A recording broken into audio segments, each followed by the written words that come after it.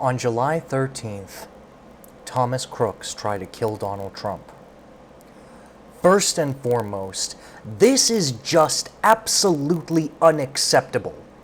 Violence is not a means to resolve political problems in a democracy. It doesn't matter what you think about Trump or his political positions. Killing him, killing anyone, cannot become a political option within the United States, ever. Period. And I say this as a person who would be very happy if Trump were to be removed from our politics. If we ever get that cheeseburger from heaven and Trump gets inaugurated into the next life by a glob of trans fats to the heart, I won't be shedding any tears. And I'd also be perfectly happy to see him in a jail cell for the rest of his days. It is not less than what he deserves for his many, many crimes. But to take the life of a political opponent, even a political enemy, is a step from which there is no turning back. If violence becomes the way that we solve problems in this country, then our democracy would be just as ruined as if Trump were able to turn it into a dictatorship. Neither of these are acceptable options. Now let's be clear. What I just said there, completely repudiating political violence, is the only responsible thing to say in this situation. And while there have been people on social media, and even one political staffer saying some very, very dangerous and irresponsible things, elected Democrats have treated this situation with seriousness and given the exactly correct response in line with President Biden. There's no place in America for this kind of violence, for any violence, ever. Of course, that is not the response from the other side. They have a slightly different tone.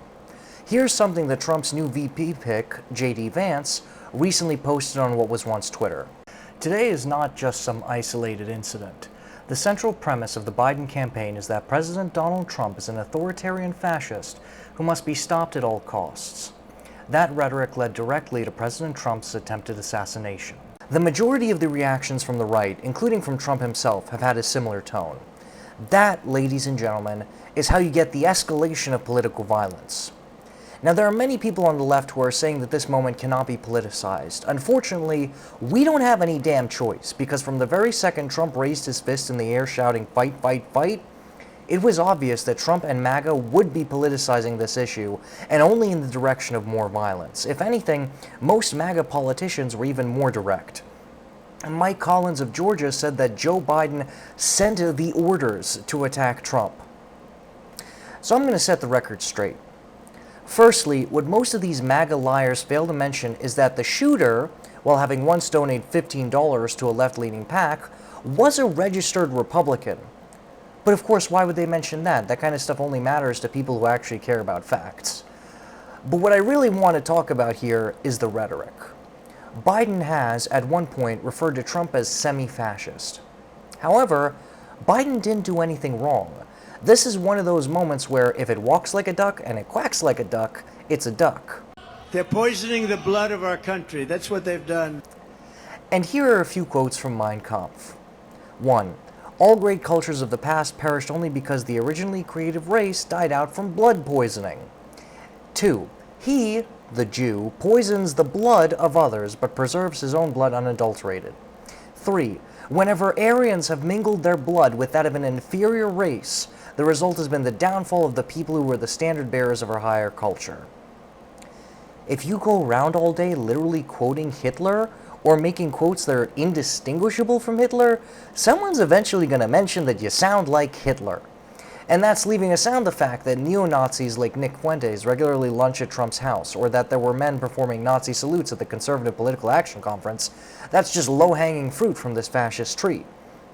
And if that's not enough for you, here's a clip where Trump literally says that illegal immigrants aren't people. If you call them people, I don't know if you call them people.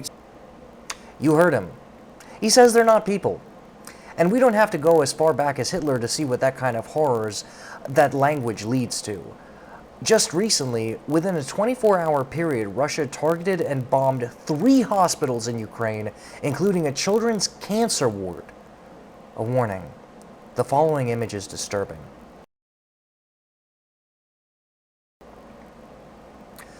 I've been looking into the way Trump's best friend Putin and his military have been operating in Ukraine, and let me tell you that what you saw in that picture is nothing compared to what the Russians are doing full scale. That's not even the first children's hospital that they bombed into oblivion. you know, I thought I saw some bad things when I was a paramedic in Israel, because as part of our training, they show us the videos, the violent aftermath of terrorist attacks directly from the first responders on the scene. It's not the sanitized stuff that the public gets. What I see coming out of Ukraine is so much worse. Those orcs are just murdering babies en masse. And what has the response been on the side of Russian propaganda?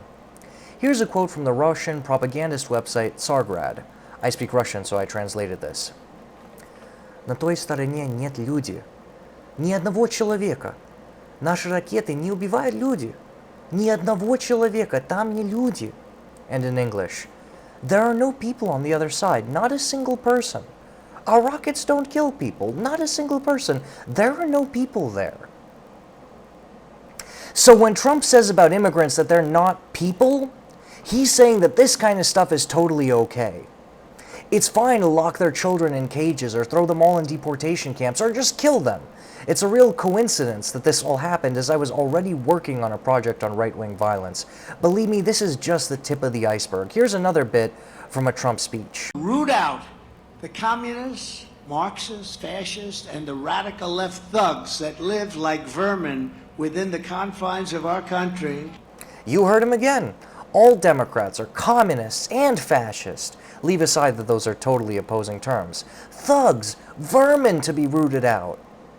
In fact, when is the last time you heard a Trump speech where he didn't refer to all Democrats as radical left, fascist, communist, criminal thugs? He's been saying that since 2016. And frankly, Republicans as a party have been saying that Democrats are communists out to destroy America for 30 years. Freaking Newt Gingrich was saying it when Clinton was in office. The difference being that Democrats, unlike Trump, don't quote Hitler or Stalin or Mao on a regular basis. They don't refer to entire classes of humanity as being subhuman. Trump does that.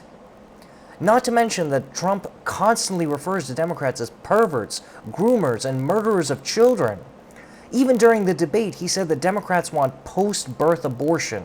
He's literally saying they kill babies, regardless of how outrageous that lie is. If you want to talk about killing babies, the #1 cause of death among children in America these days is gun violence. Violence that exists on our street because of Republican gun laws. In fact, the very weapon used to shoot at Trump was an AR-15, the same weapon that he and his fellow MAGAs are handing out like candy. And let's not forget that this isn't the first attempted assassination in recent times. When a right-wing lunatic attacked Paul Pelosi with a hammer and almost killed him, what was Trump's response? He laughed. He made a joke about it. It's building a wall at our border, even though she has a wall around her house, which obviously didn't do a very good job. And you can hear the crowd chuckling at that joke, by the way. Because in MAGA world, killing Democrats is funny. I mean, can you imagine for 1 second the world-ending outrage if Biden made a joke about Trump's shooting? Of course, it would never happen in a million years because Biden just isn't that type of guy. He called Trump and he praised for his family because Biden, unlike Trump, is a man of genuine faith. And that's a far cry, by the way, from how Trump treated his predecessor. Despite the fact that somehow everyone on the damn planet seems to have forgotten this, but Trump actually did send an assassin to Obama's house not too long ago. It was just a year and a half ago that Taylor Taranto, a right-wing Trump supporter who participated in the January 6th attack, was intercepted while live streaming an assassination attempt on Barack Obama. Taranto, who was heavily armed, made it clear that he got the Obama's personal private address because Trump posted it on Truth Social for all of his followers. And that's separate from the images he put out on Truth Social of Joe Biden being hogtied, or the put-together photos of himself to make it look like he's about to beat Alvin Bragg to death with a baseball bat, while saying that there'd be death and destruction if his trials were allowed to proceed. I could go on. I could talk about how Trump lionizes the rioters who attacked the Capitol and hospitalized 140 officers. I could talk about how he regularly appeals to neo-Nazis and white nationalist militias. I could talk about how the FBI has, for some several years now, recognized that white nationalist far-right terrorism is the single greatest security threat on American soil. But hell, I'm already doing that in another video. There are two things that need to be made absolutely clear here. One, Political violence is not to be tolerated in the United States for any reason, period. 2. Donald Trump is the #1 purveyor of political violence in the United States. When I was a kid, I loved the show House MD. There was this one particular line that sticks out to me. Dying changes everything. Almost dying changes nothing. Trump survived his shooting, and as much as I can't stand him, I'm glad he did. But his almost dying changes nothing. He's still the same man he always was. A cruel, vicious, egomaniacal psychopath who intends to destroy our democracy to further his own power and wealth. Vote blue. Thanks for watching that, guys. I really appreciate it. If you liked that video, then please like the video.